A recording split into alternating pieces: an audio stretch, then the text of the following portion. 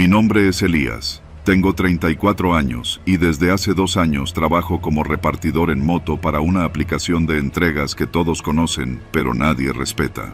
Vivo en la colonia Álamos, pero paso más tiempo del otro lado de la ciudad, donde hay más pedidos, más propinas y también más riesgos. Esta historia ocurrió en Irapuato y aún me cuesta contarla sin que me tiemble la voz. Era viernes, poco después de las 8 de la noche, cuando acepté una orden cerca de Jardines de Arandas. No es la zona más bonita, pero tampoco es la peor.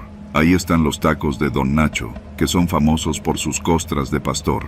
Ya me quería ir a casa, pero el bono por completar 10 entregas me faltaba por una, solo una. Acepté. La aplicación me marcó como destino una clínica de rehabilitación.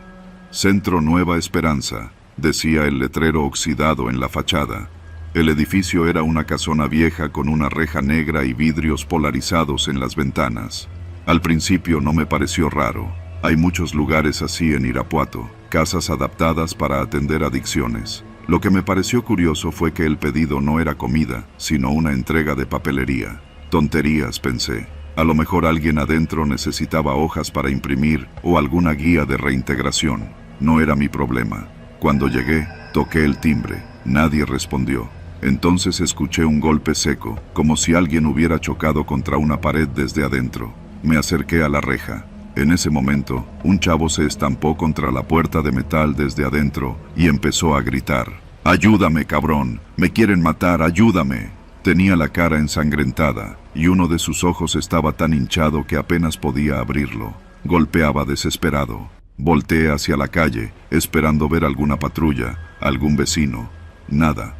La cuadra estaba muerta. «¡No me dejes aquí! ¡Estos hijos de la chingada no son doctores!», gritaba, y en ese momento alguien lo jaló del cuello hacia adentro. Escuché una voz grave, como militar: «Ya valiste madre, pinche bocón». Se hizo el silencio. Yo me quedé paralizado, el casco en una mano, la mochila con la entrega colgada al hombro, sin saber qué hacer. Quise llamar al número del pedido, pero la app no me dejaba. Era un pedido corporativo. Todo me pareció una trampa. Me subí a la moto para largarme, pero justo en ese momento llegó una camioneta negra sin placas, de esas blindadas con vidrios oscuros que solo ves cuando hay pedos pesados. Frenó frente a la clínica. Bajaron 3 tipos armados, todos vestidos igual: pantalón táctico, botas, chalecos con radios y auriculares. Uno tenía una camiseta blanca manchada de sangre. Pensé en irme, pero uno de ellos me vio. Caminó directo hacia mí. «¿Qué haces aquí?», me preguntó, mirando el logotipo de la app en mi chamarra. «Traigo un pedido. Lo marcaron para este domicilio», respondí, temblando por dentro. «¿Quién te lo marcó?». «Pues, la aplicación. No sé, solo me tocó». El tipo me quitó el teléfono, lo revisó rápido y me lo aventó de vuelta.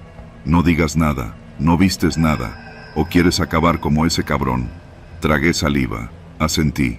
El hombre me dio la espalda y entró con los otros 2. Escuché un portazo y luego gritos apagados. No me fui de inmediato. Me estacioné a la vuelta, en una tienda de abarrotes que apenas cerraba. Desde ahí llamé a la policía. Dije que había escuchado ruidos raros, que alguien pedía ayuda en una clínica. No di mi nombre.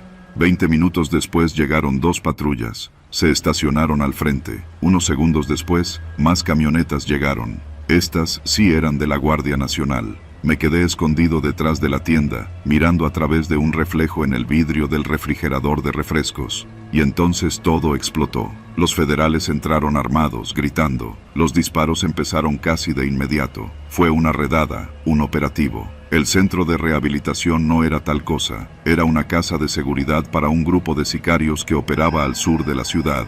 El centro tenía internos falsos, gente secuestrada y a otros jóvenes que estaban siendo entrenados para jalar parejo, como sicarios menores. Ese grito que escuché no fue casual. El joven intentó escapar justo antes del operativo. Por eso lo callaron tan rápido. Por eso llegaron los otros. Después de los disparos, el silencio fue absoluto. Solo el zumbido de los focos de la calle. Vi salir a los federales con varios detenidos. Algunos de ellos iban ensangrentados, otros encapuchados. Uno incluso iba esposado y llorando.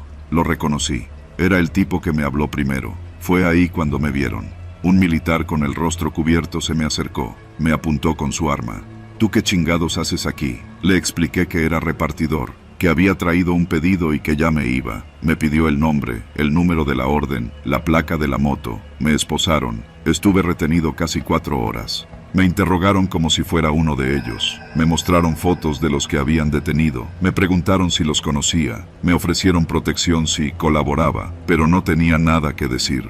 Yo solo quería irme a mi casa. Finalmente, uno de los agentes, el único que no se comportó como un robot, me creyó. Dijo que varios de los pedidos a esa dirección habían sido hechos desde cuentas vinculadas con celulares robados, que yo era solo un accidente. Tuviste suerte, me dijo. Si hubieras llegado media hora después, habrías entrado justo en medio de todo. Me devolvieron mis cosas y me dejaron ir. Al salir, la escena era un caos. Ambulancias, policías estatales, vecinos grabando desde las azoteas. Yo pasé entre ellos sin que nadie me notara, como si no existiera. Volví a mi moto y me fui directo a casa. Esa noche no dormí. Desde entonces ya no acepto pedidos cerca de jardines de Arandas, ni aunque paguen el doble, ni aunque sea el bono final. Hay cosas que no valen la pena. A veces, cuando recuerdo esa noche, no puedo evitar pensar en el joven que gritaba. ¿Sobrevivió? ¿Sigue vivo? ¿Lo soltaron? No lo sé. Solo sé que si no me hubiera estacionado a la vuelta, si no hubiera llamado de forma anónima, quizás él no estaría vivo. O quizás sí, pero yo no estaría aquí contándolo. Nunca pensé que entregar un paquete me pondría cara a cara con el infierno disfrazado de centro de ayuda. Pero así es Irapuato a veces. Te ofrece callejones sin salida pintados de oportunidades. Y yo aprendí, por las malas, a leer entre líneas.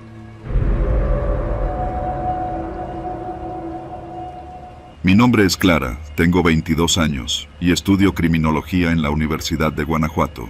Desde que entré a la carrera, supe que lo mío no eran las aulas, ni los exámenes escritos. A mí lo que me movía eran las historias, las ausencias sin explicación, los casos que se olvidan en los archivos de las fiscalías. Por eso, cuando desapareció mi primo Beto en marzo, supe que nadie más iba a mover un dedo por encontrarlo. Nadie con verdadero interés, quiero decir, porque la denuncia se levantó, sí, la ficha apareció en redes, claro. Pero en cuanto pasaron 2 semanas, la gente volvió a sus rutinas y mi tía a sus rezos. A Beto lo vi por última vez en diciembre. Estábamos en una carne asada con toda la familia. Me acuerdo porque fue el día que me confesó que andaba de chalán en un rancho, ayudando a un tipo con unas tierras cerca de Rancho Nuevo del Llanito, al sur de Irapuato. Me dijo que le pagaban en efectivo, que no preguntara mucho. Y yo, tonta, solo le dije que se cuidara. Nunca pregunté el nombre del patrón. Después de su desaparición, comencé a tirar del hilo. Lo primero fue regresar a ese rancho. La zona no es exactamente turística. Rancho Nuevo está rodeado de caminos polvorientos, parcelas descuidadas y casas que parecen vacías aunque siempre hay alguien mirando por las rendijas. Fui un miércoles, en plena luz del día, con una mochila pequeña, el celular bien cargado y una cámara GoPro escondida en el botón de mi camisa. Mentí en casa. Dije que iba a levantar unas entrevistas para una tarea de la universidad.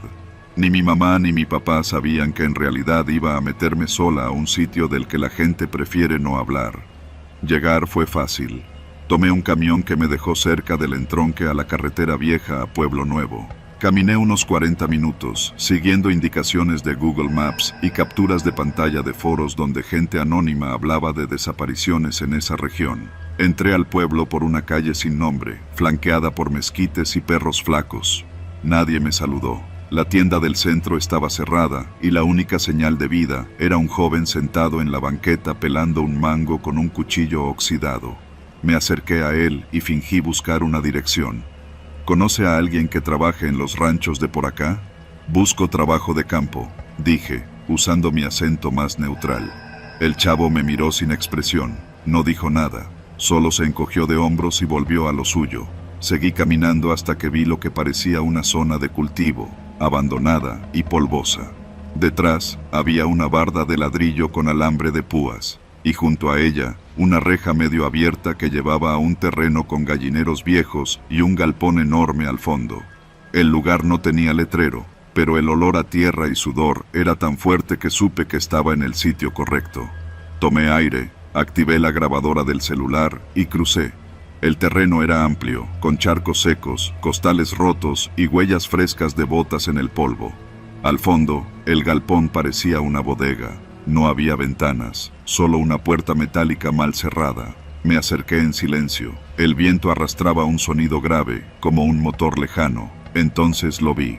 Una camioneta negra, sin placas, estacionada detrás de la bodega. Me escondí detrás de un tinaco viejo y observé. Un hombre alto, de barba descuidada y lentes oscuros salió por la puerta de la bodega, mirando hacia los costados. Caminó unos pasos, encendió un cigarro y luego volvió a entrar. Esperé. El corazón me latía tan fuerte que pensé que me delataría. Cuando el silencio regresó, me arrastré por el borde de la barda hasta que estuve junto a un agujero en el muro trasero. Por ahí me colé, y lo que vi no lo voy a olvidar jamás. La bodega estaba vacía, al menos eso parecía. Pero el suelo, cubierto de tierra removida, tenía algo raro. Parches más oscuros, algunos con plásticos rotos encima. Me acerqué a uno, toqué la tierra. Estaba blanda, demasiado blanda. Saqué un palo seco y comencé a escarbar. Después de 2 minutos, apareció lo que parecía un zapato. No tuve que excavar más. La bodega era una fosa clandestina. Sentí un mareo. El estómago se me revolvió. Retrocedí en silencio, intentando que mi respiración no se escuchara. Afuera, el viento había cambiado. Ya no sonaba a campo, sino a amenaza. Me puse de pie y comencé a salir del terreno, pegada al muro, rezando por no ser vista. Pero no recé lo suficiente. La puerta del galpón se abrió de golpe y escuché gritos. 2 hombres salieron corriendo. Uno de ellos llevaba un radio. No alcancé a escuchar qué decía, pero claramente no eran obreros. Me tiré al suelo y rodé hasta el lado opuesto de la reja. Corrí como nunca. Escuché pasos, una voz gritando, ¡ahí va! No me detuve. Brinqué un canal de riego seco, me metí entre unos cañaverales y avancé hasta que los gritos se desvanecieron. Estuve escondida en los cañaverales casi 1 hora. Cuando ya no escuché nada, caminé en línea recta hacia la carretera. Una camioneta roja pasó y levanté el pulgar. Era un señor mayor, campesino, que me llevó hasta el entronque. Me miró de reojo varias veces, pero no preguntó nada. «No ande sola por aquí, muchacha», me dijo antes de dejarme en la parada de autobuses. Asentí. No tenía fuerzas para hablar. Esa noche no dormí. Revisé las grabaciones, las fotos. Todo estaba borroso, tembloroso, mal enfocado. Pero en una de las tomas, justo antes de salir de la bodega, se alcanzaba a ver una bota de trabajo con el mismo bordado que usaba Beto. Mi primo tenía un gusto raro por usar ropa de rancho, aunque viviera en la ciudad. Mandé el archivo a una periodista de León que conocí en una conferencia. Ella, a su vez, lo compartió con un grupo de familias buscadoras. 3 semanas después, los colectivos llegaron con palas, binoculares y un valor que yo ya no tenía. Encontraron restos, no sé cuántos, no sé si entre ellos estaba Beto, no quiero saber, me basta con haber hecho algo. Hoy sigo en la universidad, pero ya no salgo al campo, ya no confío en los mapas, ni en los silencios, ni en los hombres que fuman solos junto a bodegas. Llevo conmigo una cicatriz invisible, porque sobreviví, pero no salí ilesa, y aunque nunca encontraron a los hombres que me persiguieron esa tarde, sé que ellos sí me vieron bien.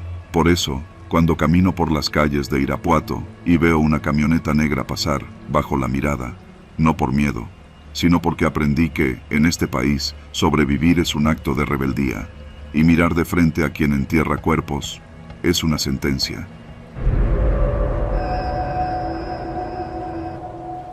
No voy a mentir, ya no manejo de noche. Y no es por supersticiones ni por miedo a los asaltos, aunque esos nunca faltan. Es por algo que viví una madrugada, allá por los caminos entre Irapuato y la comunidad de Paso Blanco. Aquello cambió mi vida. Desde entonces, el Jorge que era se quedó atrás, en algún tramo de esa carretera. Era martes, todavía lo recuerdo. Ya eran cerca de las 3 de la madrugada, y yo me encontraba estacionado sobre el Boulevard Solidaridad, con la esperanza de que cayera un último viaje antes de regresar a casa. Lloviznaba leve, apenas un sereno que empañaba el parabrisas. En la radio sonaba una balada de esas que uno canta sin darse cuenta, y de pronto, ¡ping!, entró la solicitud. Destino, Paso Blanco. Punto de partida, camino de terracería, kilómetro 3. Nombre del cliente, Ximena. Acepté sin pensar mucho. Nunca me había tocado esa ruta, pero me pareció extraño que alguien pidiera un taxi desde ese punto a esa hora. Ya me había tocado recoger gente en situaciones raras, así que lo tomé con filosofía y arranqué. La carretera rumbo a la comunidad se va volviendo más oscura a medida que uno se adentra en los tramos rurales. Los postes son escasos y las casas dispersas. A los lados del camino, parcelas abandonadas y alguna que otra construcción a medio terminar. La niebla empezó a bajar justo cuando el pavimento dio paso a la tierra suelta. Reduje la velocidad. Apenas se veía a unos cuantos metros al frente. Avancé unos 5 minutos más hasta ver, entre la neblina, una figura que agitaba los brazos. Era una mujer. Estaba empapada, con una blusa blanca completamente sucia, pegada al cuerpo, y el cabello desordenado como si acabara de salir de un monte. Me hice a un lado y bajé el cristal. ¿Eres Jorge?, me preguntó con la voz entrecortada. Asentí. Por favor, llévame a la fiscalía, no al hospital, no a la policía municipal, a la fiscalía de Irapuato. Ya, por favor. No pregunté más. Abrió la puerta trasera y subió, temblando. Tenía los brazos cubiertos de rasguños y una de sus sandalias estaba rota. Mientras me reincorporaba al camino, alcancé a ver que traía las muñecas marcadas, como si hubieran estado amarradas. Me puse tenso. Me sudaban las manos. Ella iba sentada en posición fetal, como intentando protegerse de algo.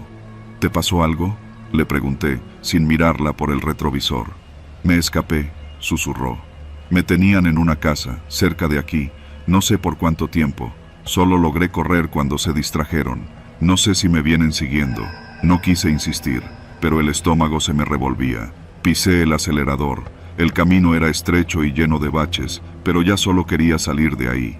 Llegamos a la carretera federal y me incorporé rumbo al centro de Irapuato. Todo parecía haber pasado, hasta que noté que un par de luces, a lo lejos, se acercaban rápido. Revisé el retrovisor. Una camioneta blanca, sin placas, con los faros encendidos a tope. «No voltees», dijo ella, de golpe. «Son ellos». La adrenalina me llenó el cuerpo. La camioneta se acercaba, pegándose demasiado. Yo no soy de los que se espantan fácil, pero eso era distinto. Toqué el claxon, encendí las intermitentes, esperando que alguien nos viera, pero la carretera estaba vacía. Intenté sacarle ventaja. Me metí por una brecha hacia la zona de las Reinas, cruzando por el fraccionamiento Urbivillas. La camioneta giró detrás de nosotros. «Van a alcanzarnos», dije, entre dientes. «No pares», contestó ella. «Si nos agarran, nos matan». Pasamos por la glorieta del Copal. Otra camioneta apareció, ahora por el frente, bloqueando la vía. Frené de golpe y giré hacia el Libramiento Sur, rumbo a un motel que recordaba haber visto por ahí. El Oasis, un lugar de mala muerte que casi siempre está vacío. Entré sin decir palabra, directo al estacionamiento cubierto. Apagué el auto y nos quedamos en silencio. Ella respiraba agitada. Afuera, nada, ni una sola camioneta. Saqué el celular, sin cobertura. «No sirve», dije. «Esperemos, no te vayas». Nos metimos al cuarto, yo sin saber si estaba cometiendo un error, pero ya no había vuelta atrás. Le presté una camiseta vieja que tenía en la cajuela y le di una botella de agua. Tardó 1 hora en calmarse. Cuando el amanecer empezó a clarear el cielo, salimos del motel. Me dirigí directo a la fiscalía. Ella bajó rápido y corrió a la entrada. Me quedé viéndola. No dijo gracias, no volteó, solo entró. Pensé que ahí terminaba todo. Me equivoqué. Esa misma tarde, cuando iba por el Boulevard Díaz Ordaz, noté una camioneta blanca estacionada. Al dar vuelta en la glorieta, la vi detrás de mí. Esta vez no eran luces encendidas ni persecución, solo me seguía, lenta, como si quisiera que yo supiera que estaban ahí. Manejé sin rumbo por casi 1 hora, hasta que la perdí entre las calles de San Roque. Esa noche no dormí, y la siguiente, tampoco. Volvieron a seguirme, en diferentes vehículos, siempre sin placas. Nunca me hablaban, solo aparecían, siempre estaban. En la tercera noche, encontré un cuarto barato en el centro, un motel que ni nombre tenía. Me registré con un nombre falso. Apagué el celular, cambié de ropa. Le marqué a un primo de Celaya que hacía años no veía y le pedí su acta de nacimiento. La usé para sacar una nueva credencial en León. Dejé el taxi, vendí el coche, compré un Tsuru usado y me fui de Irapuato. Ahora vivo en Aguascalientes, en una colonia olvidada. Manejo un coche de plataforma con otro nombre, otra foto, otra vida. Nunca hablo más de lo necesario con los pasajeros. No doy vueltas sin sentido. Y jamás, pero jamás, vuelvo a manejar de noche. A veces, cuando cierro los ojos, revivo esa mirada de ella, en el asiento trasero, repitiéndome que, no pares, si nos agarran, nos matan. Y sé, muy dentro de mí, que quienes iban en esas camionetas, todavía están buscando.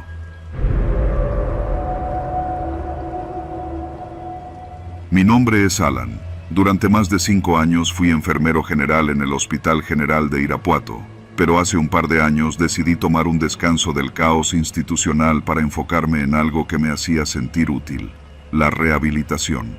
Me uní como voluntario a un anexo ubicado en la calle Lerdo, cerca de la salida a Abasolo. Ahí daba pláticas a internos con problemas de adicción. Nada formal, solo charlas sinceras con gente rota. Me sentía cómodo ahí, hasta que una noche todo cambió. Era miércoles. Las pláticas nocturnas eran las más intensas, cuando los muchachos se soltaban a contar historias que ni en sus familias querían escuchar. Esa noche, éramos 15 en total. La sala principal era un espacio mal ventilado, con el aire impregnado de sudor, Cloralex y ese olor seco que deja el encierro. Recuerdo que hablaba Mario, un chavito de apenas 19 años, que decía haber inhalado thinner desde los 10. De pronto, algo explotó en el exterior. Pensé que era un cohete, pero luego vinieron los gritos, las detonaciones continuas, gritos de hombres, gritos de miedo. «¡Tírense al piso, cabrones!», gritó uno de los internos más grandes. Los disparos venían del portón principal, que daba directo a la calle Lerdo. La entrada no tenía mucha protección, una reja vieja, un zaguán flojo y un muro bajo. El anexo nunca fue fortaleza, solo refugio. Yo estaba junto a la ventana del baño y sin pensarlo me impulsé por ahí. Me raspé los antebrazos, me golpeé las costillas contra el borde, pero caí en un pasillo trasero. Los disparos eran tan fuertes que el suelo vibraba. Corrí sin pensar, cruzando patios traseros, saltando techos de lámina, hasta que estuve lo suficientemente lejos como para detenerme. Pasé la noche escondido en la azotea de una casa abandonada. Desde ahí, vi cómo llegaban patrullas, ambulancias, vecinos asomándose por rendijas. Escuché el llanto de una señora gritando el nombre de su hijo. Reconocí al menos 3 nombres cuando los dieron en la radio al día siguiente. Mario era uno. También Arturo, el que cuidaba la cocina. Y el Chicles, que apenas llevaba una semana limpio. Esa masacre me quebró. Me fui de Irapuato el fin de semana siguiente. Me refugié con una tía en Celaya, conseguí trabajo en una farmacia, intenté rehacerme, pero durante las noches me invadía la culpa. Yo había salido por esa ventana, ellos no, y lo peor fue que nadie explicó nada. Los periódicos dijeron que había sido un ajuste entre grupos rivales, que el anexo era fachada, que algunos internos vendían droga desde adentro, que el ataque fue una limpieza. Nadie investigó más, a nadie le importó. Regresé a Irapuato un año después. Contra todo instinto, quería cerrar ciclos, entender, hacer algo. Renté un pequeño cuarto en la colonia Álvaro Obregón, a unas cuadras de la calle Lerdo. No dije que había estado en el anexo, nadie necesitaba saber. Conseguí trabajo de nuevo en una clínica particular, turnos de medio tiempo. Mis noches eran largas, así que empecé a dar consultas gratis a domicilio en las colonias del sur, Las Américas, El Milagro, Che Guevara. Gente jodida, pero agradecida. Una noche, recibí un mensaje por WhatsApp de un número desconocido. Solo decía: ¿sigues dando consultas? Estoy en la calle Lerdo, número 89. Solo es un dolor de cabeza. El número 89. Ese era el anexo. Pero el mensaje venía con ubicación en tiempo real. Estaba ahí. Dudé. Mi pulso temblaba. Pero el instinto profesional, o tal vez la culpa, me hizo tomar el maletín y salir. Tomé un taxi. No quise manejar. Cuando llegué a la calle Lerdo, todo estaba igual. Oscuro, sin pavimento, con perros callejeros buscando comida entre la basura. El número 89 tenía la reja oxidada, la fachada manchada por balazos. El letrero de Centro de Rehabilitación Camino a la Vida colgaba torcido, como un mal recuerdo. Toqué la puerta. Nadie respondió. Me iba a ir cuando la puerta se abrió sola. Pensé en irme. Juro que lo pensé. Pero algo me jaló. Entré. La sala estaba vacía, pero limpia. como si alguien la mantuviera viva por alguna razón. Había veladoras prendidas en un rincón. En una mesa al fondo, vi un folder con hojas médicas. Mi nombre estaba en la primera página. Fecha: una semana antes. De pronto, escuché pasos arriba. Subí con cuidado. Todo estaba oscuro. Al fondo, la habitación donde dormían los internos. 14 camas alineadas, todas hechas, menos una. Sobre esa cama había una sudadera con capucha, la misma que llevaba Mario aquella noche. En la pared, alguien había escrito algo con plumón negro. ¿Y tú por qué te salvaste? Di un paso atrás. Un celular vibró en la cama. Era el mismo número que me había escrito. El mensaje decía: ya estás aquí, ahora quédate. Corrí. Bajé como pude, pero la puerta estaba cerrada con candado por fuera. Golpeé, grité, nadie. Mi teléfono no tenía señal. Busqué otra salida. Detrás de la cocina había una trampilla que daba a un pasillo estrecho. Me arrastré por ahí hasta que llegué al patio trasero. Lo mismo de hace un año. Los tejados, las bardas. Volví a saltar, a correr, como entonces. Llegué a mi cuarto casi al amanecer. Vomité, lloré, no dormí. Ese día renuncié. Quemé la bata, cambié de número. Me mudé a Salamanca sin despedirme de nadie. No volví a Irapuato. Pero a veces, cuando despierto de golpe en la madrugada, tengo la sensación de que alguien está parado en la esquina del cuarto, que hay algo o alguien que no quiere que olvide, que quiere que pague por seguir vivo. Siempre me pregunto lo mismo: ¿por qué me salí por esa ventana? ¿Y por qué nadie más lo hizo? Desde entonces, no atiendo llamadas de números desconocidos. Y jamás, bajo ninguna circunstancia, paso por la calle Lerdo.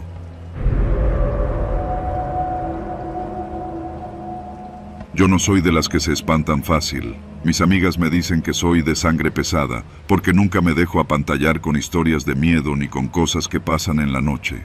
Pero esa madrugada, justo cuando el reggaetón estaba en su punto más alto, aprendí que el miedo no siempre llega vestido de fantasmas o leyendas. A veces llega en silencio, con olor a pólvora y gritos ahogados. Todo comenzó como una salida más. Era viernes, teníamos quincena, y Brenda, yo, necesitaba desconectarse del trabajo, del tráfico infernal del Boulevard Arandas y de mi jefe que cree que soy su secretaria personal. Quedamos de vernos en El Pantano, un bar medio escondido por la colonia Las Reinas, no muy lejos del Boulevard Casimiro Liceaga. Ese lugar se hizo famoso por su caguama barata, la música en vivo de covers de Caifanes y porque no cerraban tan temprano. Llegué como a las 11:30 de la noche. Mis amigas ya estaban ahí, medio ambientadas. El lugar era chico pero cálido, con paredes llenas de graffiti, luz roja tenue y un letrero neón verde que decía: bienvenidos al pantano, no saldrás seco. Siempre me dio risa esa frase. Había como 40 personas en el bar, no más. Algunas parejas, un grupo de cholos riéndose fuerte cerca del baño y unos chavitos que no pasaban de los 20. Nada fuera de lo normal. Pedimos una cubeta de cervezas, unos nachos y comenzamos a platicar. No me acuerdo exactamente de qué hablábamos, pero sí recuerdo que me sentía relajada, como hacía mucho no me sentía. La música sonaba fuerte, la mayoría ya andaba ambientada. Yo salí un momento a fumar, algo que había estado intentando dejar, pero que esa noche sentí necesario. Salí sola. La banqueta frente al bar estaba vacía, solo una camioneta vieja estacionada y el típico letrero de "no hay ballet". Encendí el cigarro y me quedé mirando la calle, sintiendo el aire fresco en la cara. Fue entonces cuando escuché el primer grito. No fue un grito cualquiera. No era de fiesta, ni de emoción, ni de pleito. Era un grito cortado, seco, urgente. Volteé hacia la entrada del bar, pero no vi nada. Pensé que alguien se había tropezado o que se peleaban por un celular.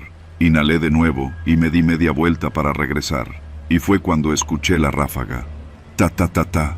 Era como si un tambor se hubiera soltado dentro del bar. Ruidos secos, rápidos, uno tras otro. No lo entendí al principio. Me quedé paralizada. Luego, los gritos, esta vez más agudos, desesperados, como si los estuvieran arrancando de las gargantas. Alguien se estrelló contra la puerta del bar, que se abrió de golpe.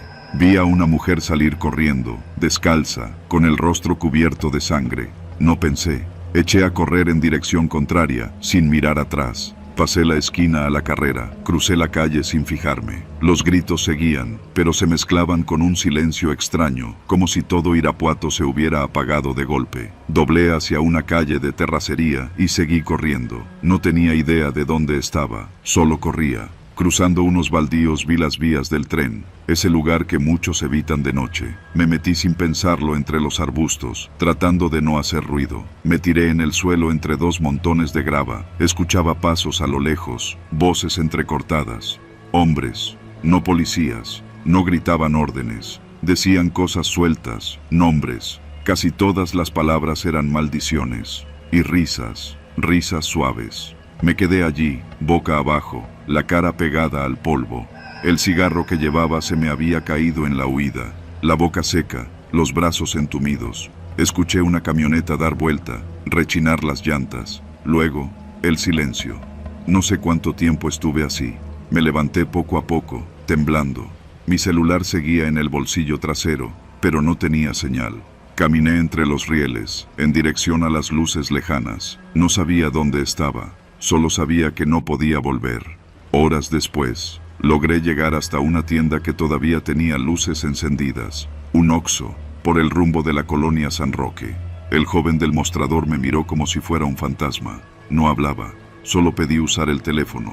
Llamé a mi hermana. Me senté en el piso, sin fuerzas. Luego llegaron las patrullas. Me hicieron 1000 preguntas. Que si había visto algo, que si escuché voces, cuántos eran. No podía responder mucho. Lo único que tenía claro era que estuve a segundos de morir. Esa noche, el pantano se convirtió en una fosa. 14 personas muertas, 3 desaparecidas. Ninguno de los tiradores fue detenido. El motivo nunca se aclaró. Dijeron que fue una disputa entre grupos, que había un objetivo específico, pero que los demás fueron daños colaterales. Mis amigas, ninguna sobrevivió. Yo no regresé a ese rumbo nunca más. Pasé semanas con psicólogos, con pesadillas, con la sensación constante de que me estaban siguiendo. Cada vez que oía una moto, sentía que alguien venía a silenciarme. Me fui de Irapuato 3 meses después. Ahora vivo en León, con otra identidad. Cambié mi número, mis redes, todo. Pero a veces, al cerrar los ojos, sigo viendo ese letrero neón. Bienvenidos al pantano, no saldrás seco. Y me doy cuenta de que esa frase no era un chiste, era una advertencia.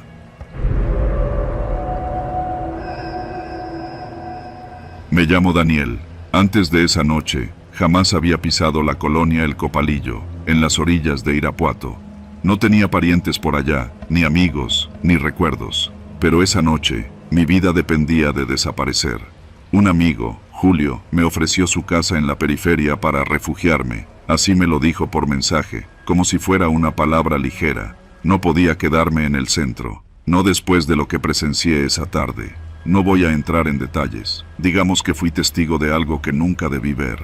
Y cuando 2 tipos en moto me siguieron desde la Plaza del Comercio hasta la avenida Casimiro Liceaga, supe que lo sabían. Guardé el celular, me quité la gorra, tomé un taxi al Paso y le pedí al conductor que me dejara por la carretera a Salamanca. De ahí caminé varios kilómetros por veredas hasta llegar a la casa de Julio, al filo del monte, con la ciudad apagándose a lo lejos. Era una casa sencilla, de una planta, con patio trasero, lavadero, un árbol de guayaba al fondo y un aljibe que parecía llevar años sin mantenimiento. Julio vivía ahí con su familia, su esposa, 2 hijos pequeños, su suegra y un primo adolescente que dormía en la sala. Me ofrecieron una colchoneta junto al cuarto de los niños. Nadie preguntó por qué estaba ahí.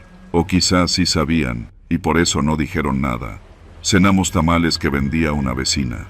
La suegra de Julio apagó la tele antes de las 10 y todos se fueron a dormir. Yo no podía pegar el ojo. El ventilador apenas giraba y los perros de los alrededores ladraban como si supieran que algo andaba mal. Me levanté como a las 11 con la excusa de ir al baño, pero lo que realmente quería era revisar que las puertas estuvieran cerradas. Por instinto, por miedo. Y no sé por qué, caminé hasta el patio, pisando con cuidado entre los guaraches viejos y un triciclo oxidado, y me asomé al aljibe. Estaba abierto, sin tapa, un hueco negro con olor a humedad y tierra podrida. No tardó mucho. Fue a las 11:43, según vi en el reloj del microondas antes de que se fuera la luz. Un rugido de motor se tragó el silencio de la noche. luego el chillido seco de las llantas al frenar en seco, y después, lo inevitable, gritos, voces, el ruido brutal de una puerta derribada. Corrí al fondo del patio sin pensar. Me metí al aljibe como quien salta al vacío. No sabía si había agua, ni cuán profundo estaba. Solo me dejé caer, con el corazón golpeando mi pecho como si quisiera escaparse también. Caí en seco, sobre un fondo lodoso. El golpe me sacó el aire. El aljibe tendría poco más de 1,5 metros de profundidad. No había agua, solo tierra húmeda, basura vieja y una bolsa de cemento petrificada. El techo de concreto redondo quedó arriba, apenas filtrando algo de luz lunar. Me acurruqué contra la pared más lejana, encogido, con las rodillas contra el pecho, y recé sin mover los labios. Lo que escuché después, no se lo deseo ni a mi peor enemigo. Primero fueron los gritos del primo, le pidieron que se tirara al suelo. Luego el llanto de los niños, el grito desesperado de la esposa de Julio, la voz de la suegra suplicando, y luego los disparos. 4, 5, 6. Pausados. No fue una balacera, fue una ejecución. Cada disparo sonó como una sentencia. Nunca olvidaré el eco, nunca olvidaré el silencio posterior. Fue un silencio diferente, denso, pesado, como si la misma noche hubiera contenido la respiración. Pasaron minutos, largos, insoportables. Yo seguía ahí, en el fondo del aljibe, cubriéndome el rostro con el antebrazo, sintiendo cómo me temblaban los dedos de las manos. Luego, pasos, lentos. Alguien caminaba por el patio, el crujido de las hojas secas, el roce de unos tenis sobre el concreto agrietado. Escuché un murmullo. ¿Aquí atrás no hay nadie? Otra voz, grave, sin emoción.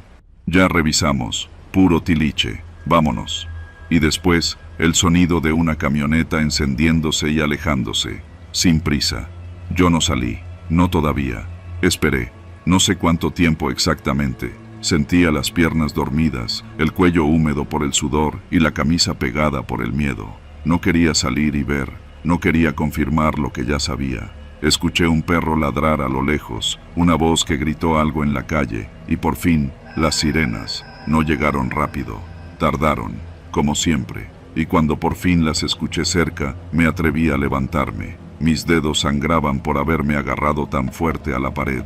Me impulsé, me sostuve de la orilla del aljibe, y salí. La casa estaba llena de luces rojas y azules. Un agente me apuntó con su pistola al salir del patio, pero no me disparó. Me vio la cara, supe que vio el miedo y el lodo en mi ropa, y bajó el arma. No hablé esa noche, ni al día siguiente. Me llevaron a declarar. Dije lo justo, nada más. No supe quiénes fueron. No sé si alguien me delató. No sé si yo era el objetivo, o si solo me crucé en una guerra que no era mía. Lo único que sé es que Julio y su familia murieron por darme un techo esa noche. Me fui de Irapuato esa misma semana. Cambié de teléfono, dejé el trabajo, nunca regresé. Hoy vivo en Veracruz, manejo un taxi. No le cuento esto a nadie, no por miedo, por respeto, por rabia. A veces, cuando llueve fuerte y el agua se acumula en los charcos, me acuerdo del aljibe, de esa oscuridad, de ese lodo, de ese silencio que todavía me acompaña, como un susurro enterrado en la memoria. Nadie me persigue ya, pero no me he vuelto a mirar al espejo como antes. Y a veces, solo a veces, me despierto con la sensación de que aún estoy ahí abajo, esperando que se vayan.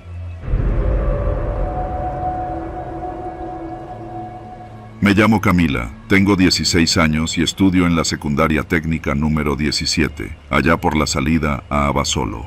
Todos los días me levanto a las 5:30 para alcanzar el camión escolar que recoge a los de mi colonia a las 6:20. Vivo en la colonia Miguel Hidalgo, una zona donde todos se conocen, pero nadie se mete en la vida de los demás. Esa mañana, la del jueves 23 de marzo, todo parecía normal. Nos tocaba examen de física, así que iba repasando en el asiento del camión, junto a mi amiga Fabiola. El tráfico, como siempre, nos detuvo unos minutos antes de cruzar el puente Tamayo, una estructura fea, de concreto gris, con grafitis descoloridos y basura acumulada en los costados. Por la ventanilla, entre la baranda sucia y oxidada, vi algo que hizo que dejara caer el cuaderno al piso. Un chico de mi edad estaba parado a la orilla del puente, con el uniforme de otra secundaria. Me pareció del CBTIS 120.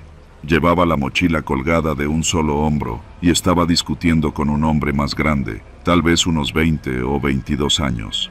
No escuchábamos nada, pero la postura de ambos era tensa. El muchacho retrocedía mientras el otro se le acercaba. Entonces, sin gritar, sin correr, el hombre sacó algo del pantalón y disparó una sola vez. La cabeza del muchacho se sacudió hacia atrás y cayó como una marioneta sin hilos. Nadie gritó, nadie reaccionó, solo yo. Me tapé la boca. Fabiola me preguntó qué tenía, pero no supe qué decirle. El camión avanzó. Atrás quedó el cuerpo tirado sobre el asfalto del puente, y yo me aferré al asiento como si fuera lo único que me mantenía despierta. Grabé todo sin pensar. Mi celular, que llevaba siempre en la falda de la escuela, estaba en cámara. Lo había usado para grabar un TikTok antes de salir. Sin detenerme, sin apuntar bien, lo levanté y grabé. Solo un par de segundos. Luego me lo guardé como si fuera una bomba. La escuela fue un susurro permanente ese día. Nadie sabía del asesinato, o al menos no lo relacionaban con alguien de su entorno. Yo apenas escuchaba a los maestros. Fabiola me decía que me veía pálida, que si me sentía mal. Le dije que sí, que me dolía la cabeza. Lo que me dolía era el miedo. No le conté a nadie, ni a ella, ni a mis papás. Esa noche apenas comí. Me encerré en mi cuarto, y al revisar el celular vi el video. La imagen no era clara, pero el momento exacto del disparo estaba ahí. El cuerpo desplomándose, el tipo alejándose con las manos en los bolsillos como si no hubiera hecho nada. No pude dormir. Al día siguiente, viernes, no tomé el camión escolar. Inventé que tenía cita médica. Caminé hasta la calle de atrás y me subí a una ruta normal. Llegué tarde a la escuela, pero nadie me preguntó por qué. Ya había corrido el rumor de que habían matado a un estudiante del CBTIS, ahí mismo, en el puente Tamayo.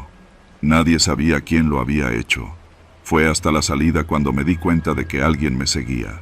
No era paranoia. Caminé por el Boulevard Díaz Ordaz, pasando el IMSS, y vi a un tipo de gorra negra y chamarra de mezclilla. Iba a 2 pasos detrás. Me metí rápido a una farmacia Guadalajara, fingí buscar algo y me escondí en el pasillo de los pañales. El hombre entró, dio una vuelta fingiendo mirar productos, pero no compró nada. Luego se fue. Regresé a casa caminando por la calle de las Fresas, mi celular apretado en el bolsillo, como si tuviera el poder de salvarme o condenarme. Esa noche me llegaron los mensajes. Número desconocido. Borra el video. Nadie tiene por qué saber que estuviste ahí. Te estamos viendo. Me temblaron las manos. Lo primero que hice fue apagar el celular. No respondí. No lo borré. Solo me metí a la cama, con el aparato bajo la almohada y la luz del pasillo encendida. Mi mamá vino a darme las buenas noches. Le dije que todo estaba bien. Mentí. Sábado y domingo no salí. Fingí dolor de estómago. Fabiola me escribió y no le respondí.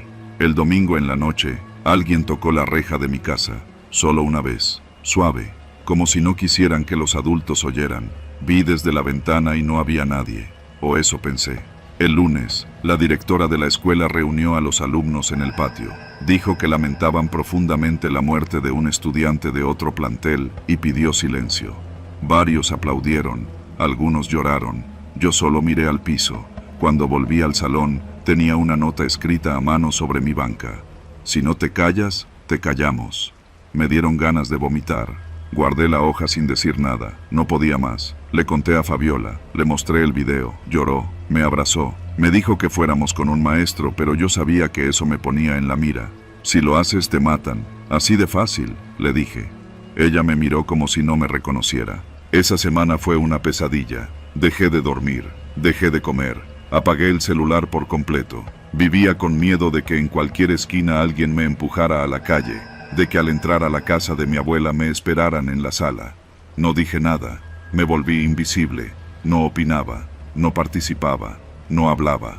Los mensajes no volvieron, pero ya no necesitaban hacerlo.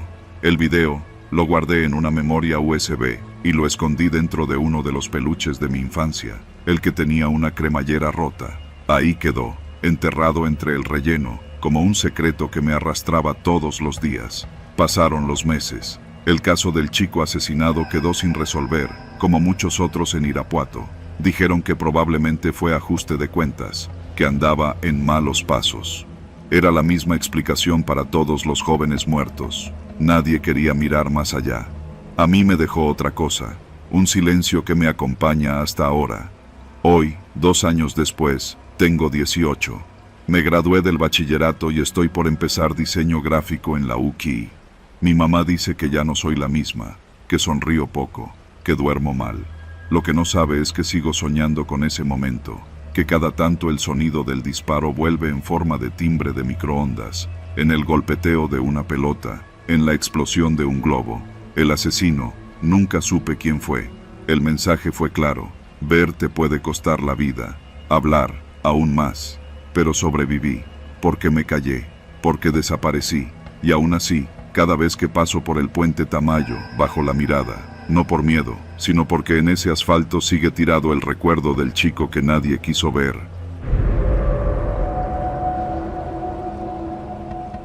Mi nombre es Víctor y soy, o era, futbolista amateur. Los fines de semana solía jugar en un equipo de la Liga Municipal de Irapuato, esos torneos que se arman en campos de tierra con porterías oxidadas, donde a veces hay más perros que espectadores. Mi posición era media de contención. Jugaba duro, sin miedo, aunque ya no tenía 20 años. Pero no fue una patada ni una lesión lo que me alejó del fútbol.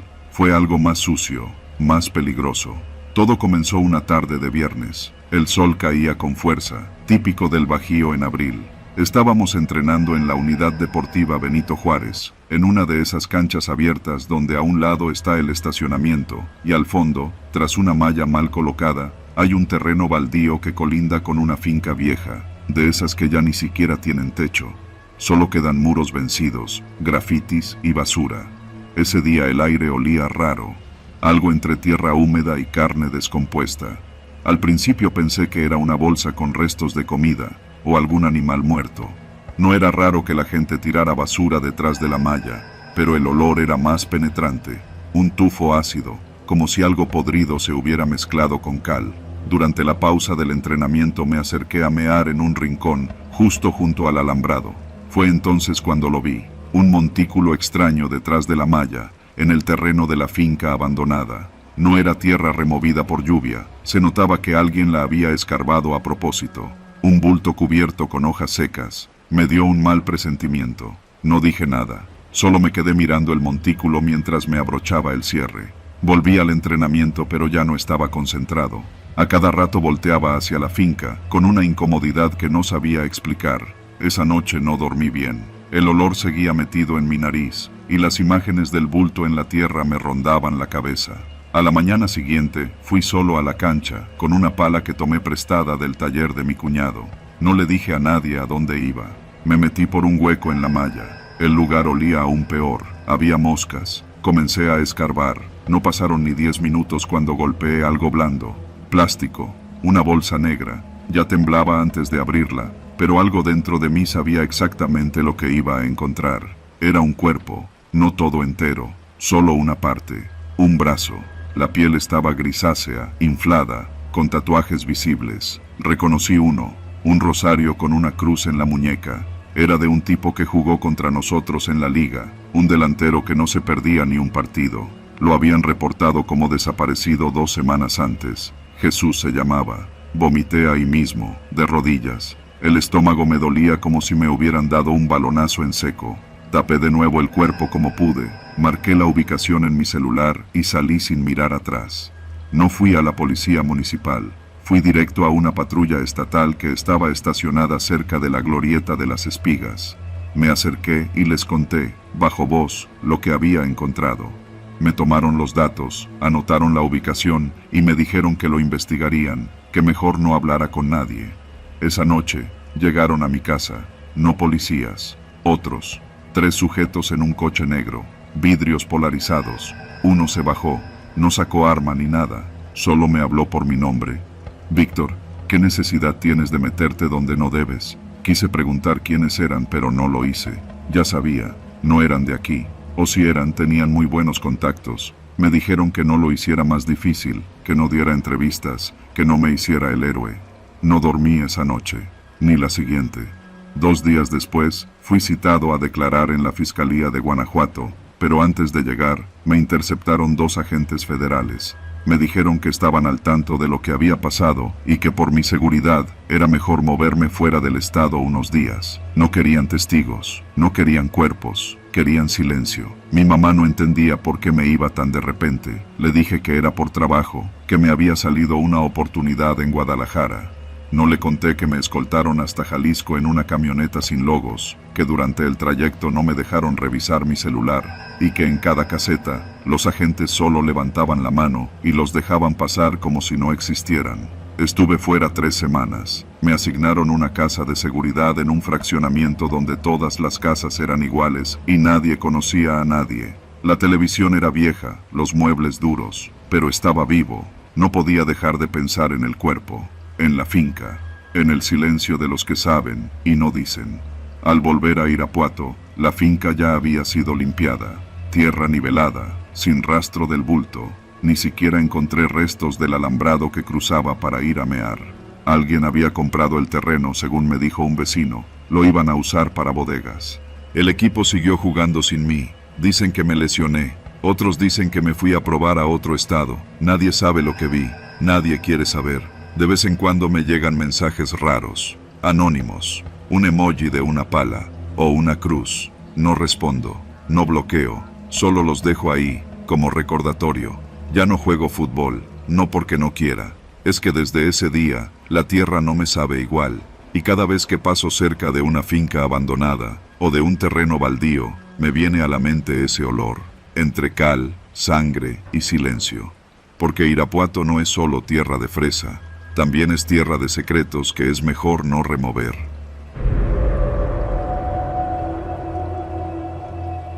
Después de más de 3 décadas en el laboratorio de microbiología agrícola del Cinvestav, me retiré con la idea de dedicarme a cosas simples: cuidar mis plantas, leer por las tardes y pasear a mis perros por las mañanas.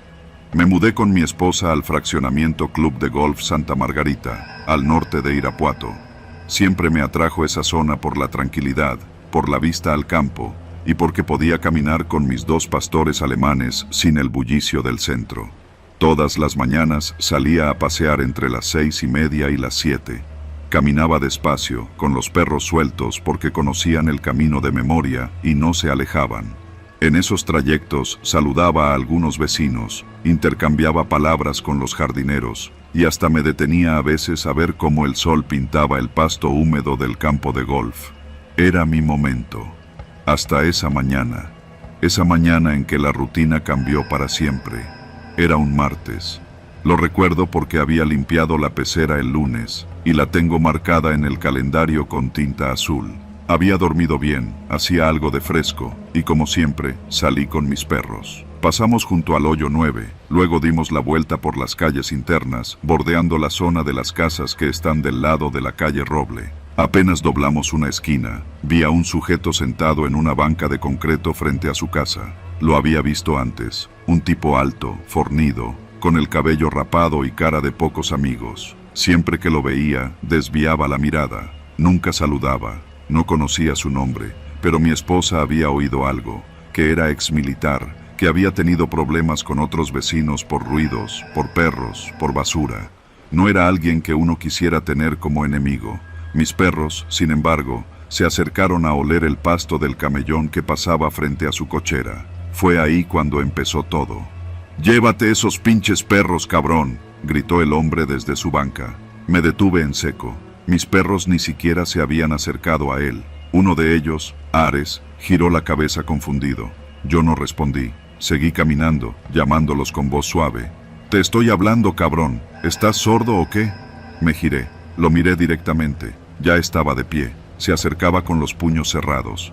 «Mis perros no están haciendo nada. Váyase a sentar, por favor», le dije. Traté de sonar firme, pero no agresivo. No quería problemas, pero él ya venía encima. Me soltó un empujón que me tiró al suelo. El golpe fue seco, brutal.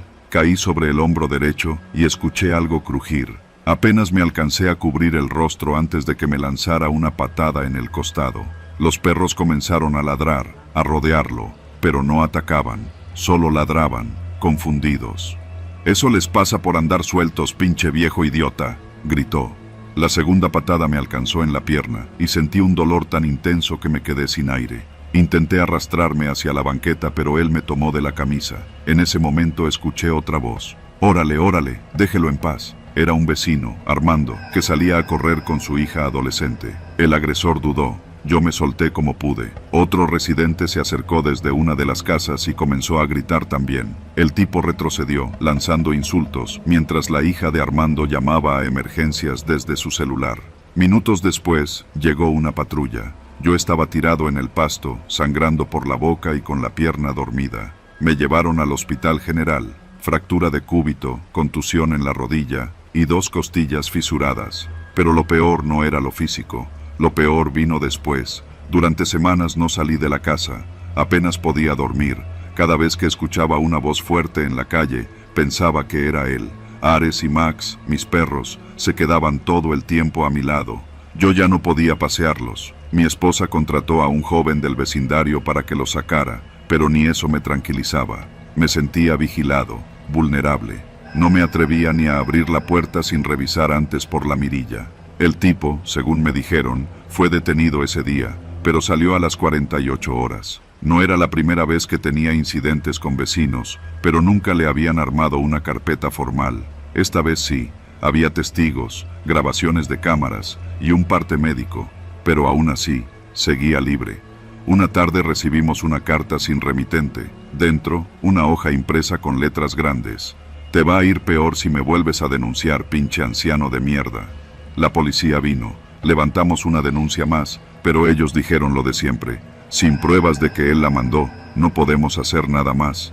El fraccionamiento empezó a dividirse. Algunos defendían al agresor. Siempre ha sido directo, pero es buena persona, decían. Otros nos apoyaban. Incluso hubo una reunión en el club donde se discutió la seguridad del lugar. Se instalaron más cámaras. Se propuso que nadie sacara a pasear mascotas sin correa. A mí me trataron como si hubiera provocado algo, como si pasear a mis perros fuera un acto de agresión. Fue entonces cuando mi esposa propuso vender la casa. «Nos vamos, Octavio, no podemos vivir con miedo», me dijo una noche, cuando notó que ya no dormía ni 2 horas seguidas. Pero yo me negué. Esa casa era nuestra. Habíamos trabajado toda la vida para poder estar ahí. No iba a dejarme vencer. Un mes después del ataque, decidí que saldría a pasear a mis perros de nuevo. Llevaba bastón, chaleco reflectante, y los 2 iban con correa corta. No era lo mismo. Caminábamos apenas unos minutos, por rutas internas. Evitaba pasar por su calle. Pero una mañana, al doblar por el costado del campo de golf, lo vi a lo lejos. Estaba afuera de su casa, regando con una manguera. Me miró, sonrió. Me hizo una seña como si disparara una pistola con los dedos. No dije nada. Me fui directo a la caseta de vigilancia. Pedí ver las grabaciones de ese punto. Los guardias se negaron. «No es asunto oficial», dijeron. Ese día tomé una decisión. Empecé a grabar mis paseos con una cámara pequeña colgada al pecho. También coloqué cámaras discretas en el frente de mi casa. Había perdido la tranquilidad, pero no el instinto. Mi mente de científico no me dejaba en paz. Si no podía evitar el miedo, al menos podía prepararme. Y tenía razón. 2 semanas después, en una madrugada silenciosa, los perros se pusieron inquietos, gruñían. Me levanté y revisé las cámaras del frente. Ahí estaba, el mismo sujeto, parado en la acera de enfrente, mirando hacia la casa. No hizo nada, solo estuvo allí durante 3 minutos, y luego se fue caminando despacio. Fui a la fiscalía al día siguiente, les mostré el video. «No está haciendo nada ilegal», dijeron. Esa noche le di a mi esposa una copia del video y le dije que si algo me pasaba, lo mostrara a todos los vecinos, al club, a los medios si era necesario. No iba a quedarme callado, pero nunca volvió. Hoy ha pasado más de 1 año desde aquella mañana. Camino de nuevo, aunque ya no con la misma confianza. Mis perros están viejos, yo también. Sigo viviendo en la misma casa. No sé si fue la presión social, la nueva administración del club, o simplemente que el tipo se hartó, pero se fue. Vendió la casa en silencio, desapareció. A veces me siento en el jardín con una cerveza y me pregunto qué habría pasado si nadie hubiera intervenido esa mañana. Si Armando y su hija no hubieran salido a correr justo en ese momento. Tal vez estaría muerto. Sobreviví, sí, pero ya no soy el mismo. Me quedó una rodilla que no deja de doler, una fractura mal soldada en el brazo y un temor latente, agazapado como un animal herido en la penumbra del pecho. Porque el terror no siempre viene con máscaras ni con cuchillos. A veces tiene rostro de vecino, y lo peor es que no necesita esconderse, porque sabe que, incluso en la luz del día, la violencia real siempre encuentra dónde quedarse.